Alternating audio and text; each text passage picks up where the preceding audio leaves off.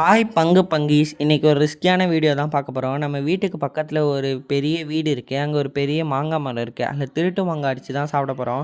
அப்படியே நைஸாக போயிட்டு ஒரு பெரிய பீஸான மாங்காயாக பறித்து எடுத்துகிட்டு அப்படியே வீட்டுக்கு ஓடி போயிட்டேன்.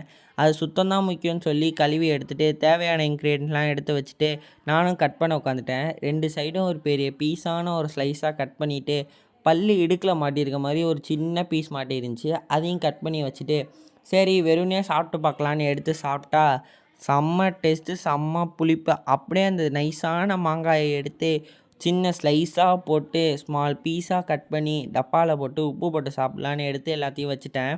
அப்புறம் என்ன, உப்பை எடுத்து அப்படியே மலைச்சாரல் மாதிரி இந்த சைடு கொஞ்சமும் அந்த சைடு கொஞ்சமும் அப்படியே தூவி விட்டு, தூடா மட்டும் போதுமா, குலுக்கணும்ல, நல்லா எடுத்து குலுக்கிட்டு அப்படியே அந்த டப்பாவையும் எடுத்து ஓப்பன் பண்ணி ஒரு நல்ல பீஸா தேடி கண்டுபிடிச்சி சாப்பிட்டுட்டு இந்த நாளை முடிச்சுக்கிறேன். அடுத்த வீடியோவில் சந்திப்போம்.